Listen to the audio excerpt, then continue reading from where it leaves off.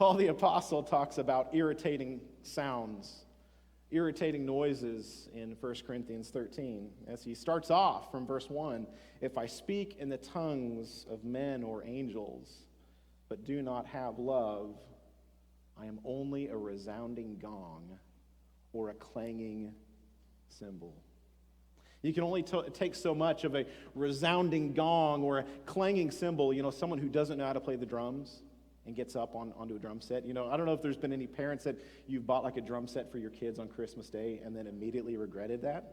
You need to have like an Allen, right? You need to have an Allen who can play skillfully and as a complement to the other instruments, providing that crucial beat and that rhythm. Some people, and I've been a person who thought that being a sharer of the good news of Jesus meant being the loudest, most obnoxious person in the room. I heard this quote, or I read this quote on Facebook not too long ago. It says, sometimes the best evangelism is simply telling people you are a Christian and then not being a jerk. Sometimes the best evangelism is simply telling people you're a Christian and then not being a jerk. I grew up in a Christian environment that talked a lot about sharing good news, but oftentimes it amounted to nothing more than fear-mongering. It didn't amount to more than a cult-like suspicion of anyone who was on the outside, anyone who was different than us. And it was even other Christians who met in other church buildings around the city.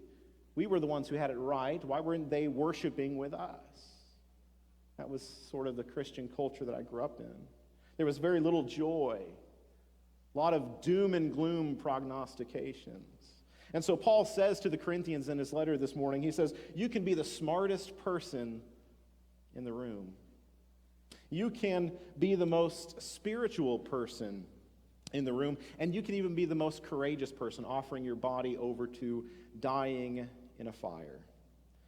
But if it's not accompanied in love, then we are nothing, and we gain nothing. That's Paul's message. That we can say what we believe so loudly and until we're blue in the face, but if we are not motivated by joy, and if we do not model love through it all, then it doesn't matter how good we think we sound or how convinced we are of how right we are. Our sharing of good news ought to resemble the ringing of a bell more than a clanging of a cymbal.